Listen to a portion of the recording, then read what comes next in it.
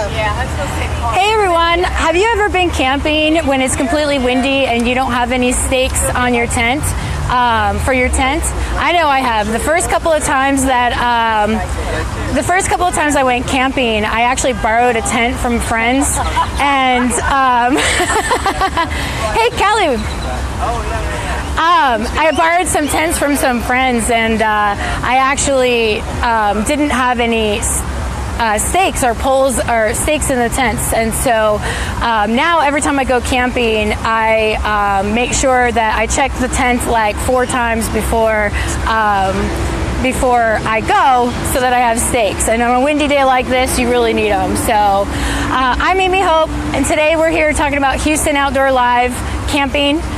I'm Kelly Howard, and I'm with Bayou City Outdoors.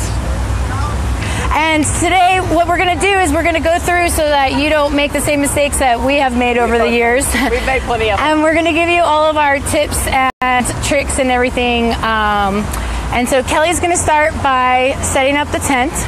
All right, and Amy's going to tell me what I'm doing wrong.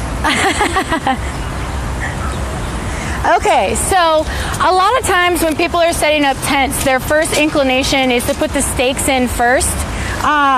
But you actually don't want to do that. You want to lay down the tarp that she has on the ground. It's called your footprint. The footprint's going to help protect the bottom of the tent. It's also going to help keep the moisture out of the tent, and it'll provide a little bit of protection from the warmth and the cold from the ground. Next, you lay out your tent so that it covers the entire footprint. If the footprint is laying outside of the tent area, if it rains, then the water is going to flood right underneath the tent, and you might get water in it. So you want to make sure that they're lined up. So then the next thing that you do is you put the poles in. If it's really windy, you can stake down the tent a little bit, kind of loosely, just so that it doesn't blow away. But in general, you put the poles in first, and then the tent, and then the stakes. What you might mention? What's that? Some tents have clips, some tents have sleeves. Yes. So each tent that you set up, the poles and how you put the poles on the tent are going to be different. So sometimes there are sleeves in the middle and then clips along the edges. Sometimes they have all clips and sometimes they have all sleeves. And actually the newer REI tents now they have one pole, whereas Kelly is setting up 2 diagonal poles. A lot of them, the newer ones, are starting to have one long pole that shoots out in different directions. And on those, you just snap them in. So you'll have to read the directions. Usually they come with directions and show you how to put the poles in. But those are different types of ways to put up those are different types of poles you might see. Yeah, no worries. Okay, so we're not there yet, but when she gets that set up, there's going to be stakes and wires hanging out. And so what I have here is just some rope. This rope actually glows in the dark. And so what you can do is you can outline your tent so that you don't trip over the stakes or the guide wires at night when you're trying to get back to your campsite.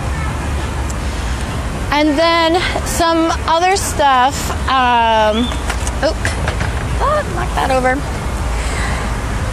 In addition to the regular tent that you could use, you can also use a hammock tent. So this is I love this thing. This is my hammock tent. I take this everywhere. One thing to remember when you're sleeping with a hammock tent is you might not always have trees to set it up on. So what I do when I'm camping with a hammock tent is, and I'm not familiar with the area, I'll check the weather. If I know for sure it's not going to rain or rain very, very hard, I will still use this hammock tent because if I don't have trees, I can just use it as a tarp and kind of just put my sleeping bag on top of it and just use it that way. But they're really cool. So they're enclosed And this one's enclosed where it has a bug net and a rain fly, and so it works just like a tent. And they have some cooler ones now too out there. So you can look up more on hammock tents. On our blog, we have some stuff specifically related to camping with hammocks.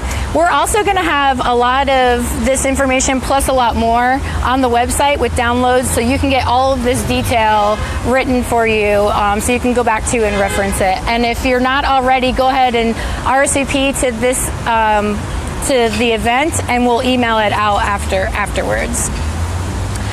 Okay, so she's got the tent up now, and so now she's putting the stakes in. You always want to bring a mallet, because you just never know what kind of ground you're going to encounter. Sometimes they go in really easily. Sometimes it takes a little bit to get it in. And there are different types of stakes as well. So these metal stakes that are, I don't know what they're called, but anyway, these are better for sand. Yeah. And these plastic ones are good also for pretty much anything. So there's different types. She's got the metal ones that typically, I don't have an example of that one in this box, but titanium super light stakes. So this is another example of, there you go. Okay. So after she gets the stakes in, we're not going to set up the rain fly today, but I'll just lay it out so okay. they know what it is. Okay. Let's see. Tell them why they need to wait and fly and why they don't. Okay.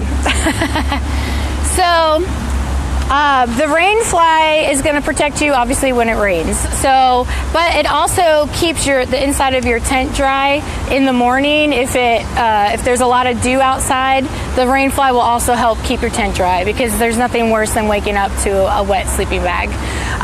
So even if the forecast is calling for clear skies at night, if you're going to get a drastic temperature change between the daytime and the nighttime, then you might have more condensation in the morning.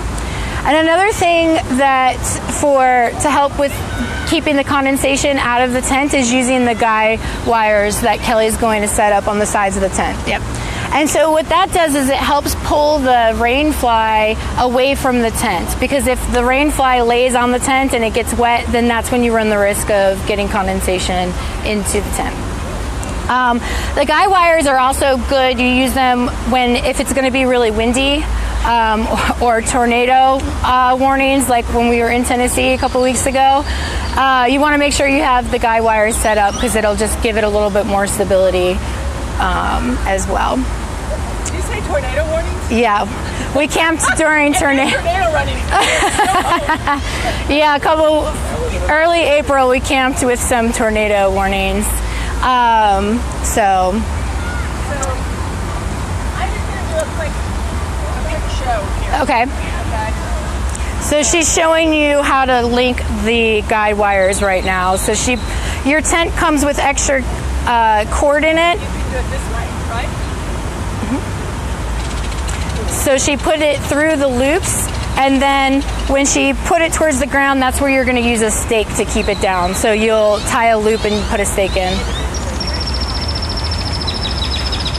Okay. All right. Who has questions? Anyone? You ready to go camping tonight? Right here in Midtown. Here we are. We got everything we need. We got Rico's right here that's got beer and wine and snacks too, so we're all set. So once you have your shelter, then speaking of food, you might want a campfire that you can cook over. And you see we've got the Dutch oven here, so now Kelly's going to show you how to set up the campfire. What you're going to do is you're going to start with something to ignite the fire. So right now we've got a paper towel there. It works really well if there's some oil on the paper towel. It'll just burn a little bit slower. Or Fritos. Okay. And so then once you have what you're gonna ignite for the fire, you wanna get little sticks, and I'm gonna just pick from her fire. Little twigs and sticks and leaves, like usually whatever you can find. And each park is different, actually, so you need to check with the park that you're camping at to see if you're allowed to pull wood from the area. Some let you and some do not. Some want you to bring in your own wood and some want you to buy it within that park. The main reason they want you to buy it from within the park is because if you bring in wood from outside sources, you can bring in different pests and stuff that's not native to that area, which can harm their ecosystem. So definitely check with the park first and see. A lot of times you can buy it at the park. So start with the really small stuff and you're going to build a pyramid.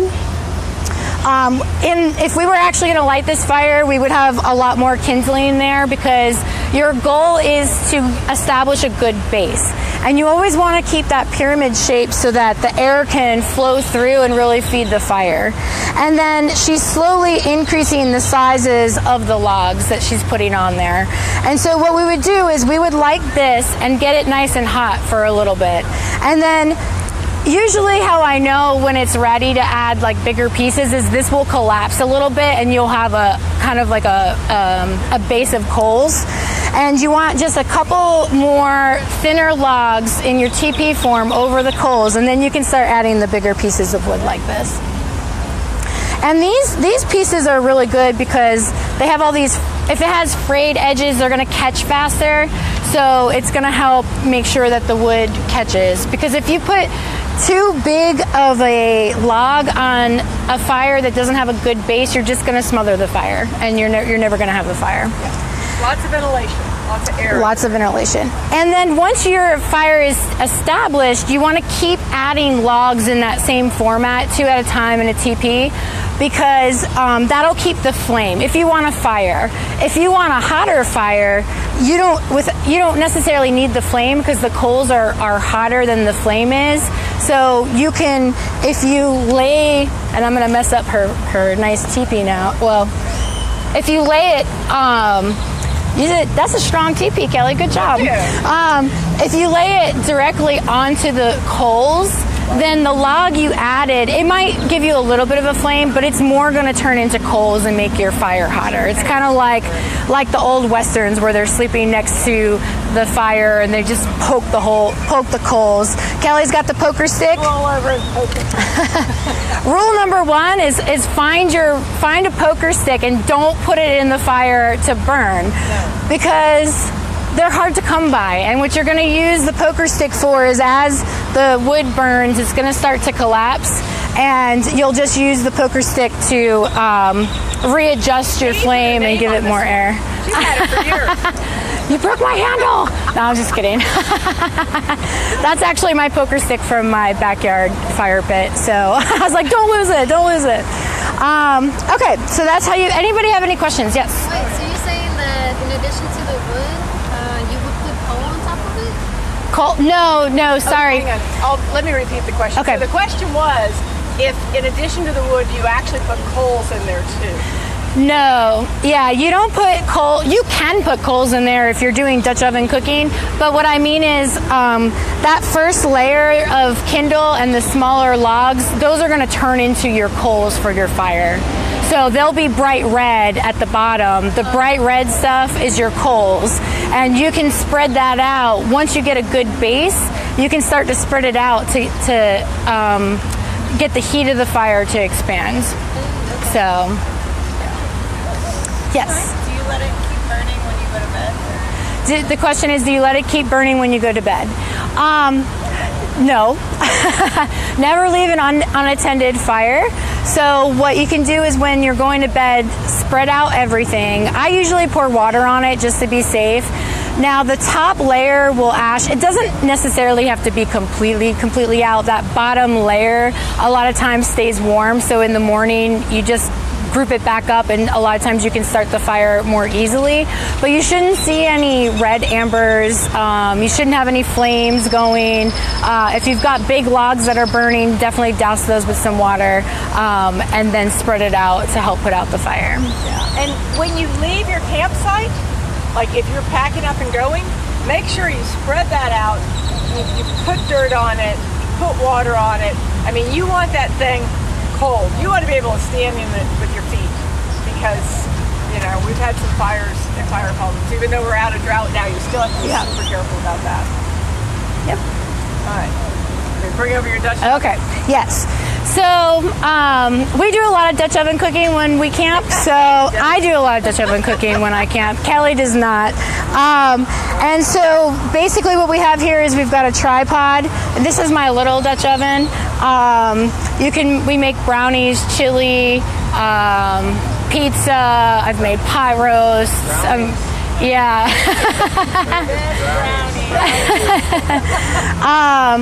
And so when you're Dutch oven cooking, it's actually pretty difficult to do over the fire because you need a lot of heat to make it happen. So, and it depends on what you're cooking too. So if you want to bake something, you need to put coals on top of the fire. That could be coals from your wood fire or it could be charcoal. Either way, it doesn't matter. But if you're baking, you want even temperature on the top and the bottom. And if you want to simmer or boil something, you want all the heat from the bottom. And we've got tons of information on our websites about Dutch oven cooking as well, so you can download that as well. But the most important thing to remember if you're doing Dutch oven cooking over the fire is directly over the middle of the fire is not the hottest spot. Right, so you want to position. Let's say the wind is going towards you guys. Then that means the heat is going to be closer to you guys also. So I would want to have the Dutch oven over the hottest spot, and so you can take your hand also and kind of from a safe distance away see which area is hotter and then position your pot over that spot. And it changes, right? The wind's going to shift, so you might have to change it a couple times while you're cooking and add more wood. If there's no wind, you more than likely can't. Well, depending on how you positioned your logs, because if your logs are going in one direction, your flame might be going in that direction as well. But yeah, in general. So, any questions on Dutch oven cooking? Questions on cooking or? How do you actually start the fire? Do you actually use good. Yeah. Good question. The question is, how do you actually start the fire? Well, I use lighters or matches. Yeah. Use the easy stuff. Yeah, we use the easy stuff. This is car camping. So in a couple of weeks, we're going to be talking about backpacking. And when you're backpacking, that's when you might consider using, a flint stick or some other kind of fire starter. Or just a smaller lighter. Or a smaller lighter. Just depends on your preference, yeah. And bring like waterproof matches, or you can put matches with it inside a Ziploc bag just in case it does rain, so that you could. Yeah, there are waterproof matches, and you should carry those with you because that is The sun is gone now. The other thing about if you're planning to go camping with Dutch oven cooking, check the weather also, because if it's pouring down rain and you only brought food that you need to cook, you want to have a backup plan. You want to have some kind of food that you brought that you don't need the fire to cook with. So these are perfect. So there's a backup. Kelly's got a jet boil and then the instant food. Macaroni and cheese. You just boil water and you pour it in the bag. Oh yeah. There is actually instructions for this. You want to get the right amount of water in there. There's a lot of sodium and a lot of calories in these. They're really made for backpacking, but they're super easy for camping. You don't put this in here. This is only for water. You're going to put your water in here. These containers are made to hold water, and then you just stir it, seal it back up, and wait 5 minutes or whatever it is. This will boil water in a minute or two. Minute and a half at the most. Yeah. So this is my idea of camping. And this is mine. Okay, so how about comfort at the campsite? Cheers. Yes, comfort at the campsite. So a couple of things. One of them, Amy has her inflatable chair. You got it? I don't think it'll come into the frame. There's, you know, you guys have seen these on TV. I didn't get a good amount of air in it anyway, but you just kind of run with it and fill it with air, and it's like a little couch that you can sit on. It fits 2 people, it floats. They're a lot of fun, but they do blow away, so I actually have this tied to the table so that we don't lose it. You don't want to be running, chasing all your stuff. Another thing that's really easy to bring, well, for Amy, is Amy brings a little bit more than I do. So having some sort of table. Most of the campsites that you're going to use are going to have a table unless you're primitive camping. But bringing something along, a little folding table, whatever, it's going to make it a whole lot easier when you're cooking. You'll have your food on the table, and then you'll be able to serve on the actual picnic table. It just makes it a lot simpler. Yeah, so we set up everything on the picnic tables or on this table. You can see I also bring 1-burners. This could also be your backup if it's raining, or just for different things depending on what you want to cook, because sometimes it could be hard to cook in the Dutch oven, but backups. And then lanterns. It's always good to have a lantern, some kind of light source. We do lanterns and also headlamps so that you can get back and forth from your campsite to your tent. Yes. So on the headlamp, one thing you should consider is getting a headlamp with a red light, because a red light will keep you from getting blinded and blinding your friends when you're talking to them like this and a white light's in their eyes. So a red light will keep your eyes, your night light vision. So, and they're real simple. I mean, it's just a click. It's just a white light or a red light. Get a red light. Yeah. With your headlamp. Yes, that's good. Yeah. Any questions at all about camping? Mark has a comment. He says, use a leftover rag with oil as a fire starter the next day. Yes, that's a very good idea. So especially when you're Dutch oven cooking, when you're done cooking, what you do to clean the pot is you just get it really hot and kind of scrape everything out, and then you put a little bit of oil in it, but you don't want a ton of oil. So a lot of times you just take a paper towel and rub it on the Dutch oven. Save that oiled up paper towel and then use it as your fire starter the next day, because it'll burn slower to ignite your kindle in the fire. So it just than just having a dry napkin. The dry napkin could actually fly away as well. You light it and sometimes it flies away, so you have to be really careful with that. But if it has oil on it, it's a little bit heavier, and then make sure your kindle goes all the way around it so it can't fly away. Any other questions? Anybody? I have a question. Well, what? Tornado warning. Say that? Tornado warning.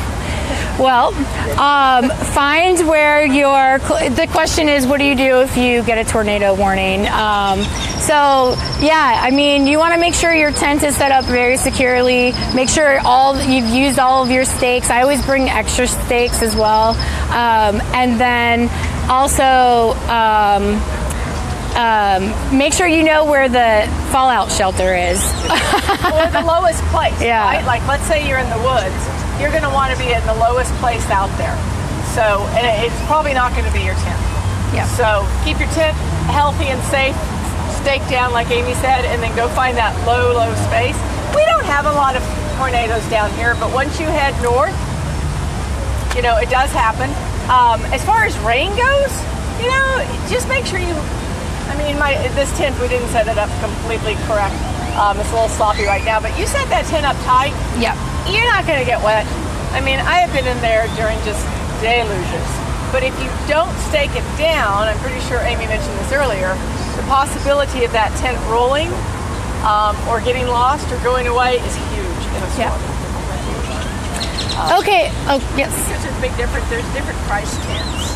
Yes, there are. Do you think that the more expensive ones are much different or better? It depends on what kind of camping you're going to be doing, right? Can I repeat that real quick? Oh, yes. Sorry. I have the microphone, okay. So I think they can hear you. But so the question is, are there different priced tents out there, and are the more expensive ones better quality tents? And it really depends. And it also depends on what type of camping that you're going to do. Typically, I mean, yes, the more expensive ones could be better quality, but a lot of times they're more expensive because they're lighter and used for backpacking, or they're smaller. And if you're car camping, you don't necessarily need that. So something cheaper is just fine. There's lots of, all the Coleman tents are just fine for camping if you're going to do car camping and you don't care about weight. So yeah, you can get tents anywhere from good tents, probably start around $100 and work their way up. If you go much cheaper than $100, you do run the risk of the poles breaking and it ripping a little bit more. It might not be waterproof, it might just be water resistant. So if you get a lot of wind or a lot of rain, then the cheaper tents, the really cheaper tents might not be a good option. But something you should also carry in just your bag, in your tent bag, is they make these little sleeves that will go over a pole. Yes. So let's pretend like this pole isn't what it is. Maybe it's a fiberglass pole and it cracks. Then you can take one of these sleeves, slide it down over that crack, and then you'll have a pole that holds until you can go replace that pole. Yes. So you can buy them. It's just like, I don't know, I think it really is called a pole sleeve. Yeah. So, but you should keep it with you, one of those. Okay, so we have tons more information on our websites, on the blogs. We have downloads, so you can get a lot more information about camping. We're going to stick around here and answer more of the questions for everybody who's here, and then also enjoy some beverages from Rico's and some snacks from there. Can we mention, we've got two types of tents here, and one of them over here, it's a Napier tent, and we work with Napier a lot. They make some really cool tents. This one, obviously, any of us here can stand up in it.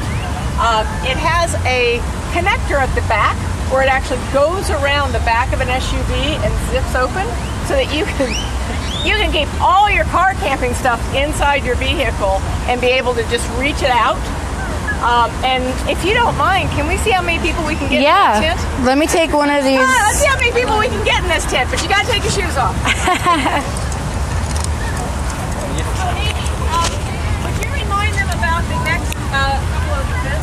Yes. So while they're loading themselves in the tent, coming up next week we have. Show me how to get in this tent. What are we talking about next week, Kelly? I forgot. Stand-up paddleboarding. Oh yeah, stand-up paddleboarding. Who's my favorite. So we're going to go down to Lake 288 and we're going to talk about stand-up paddleboarding. We'll have some boards out there for you to try. And then the week after that, we're going to talk about backpacking at Eleanor Tinsley Park. So come on out there. You guys want to go get in the tent? How many people do we have in there so far? There's lots of room. Go get in the tent. We have shy people who don't want to get on camera. All right, guys. So that's it for today. Like I said, check out the websites. And if you have any questions, leave them on our Facebook page and we'll get back to everybody. Thanks so much.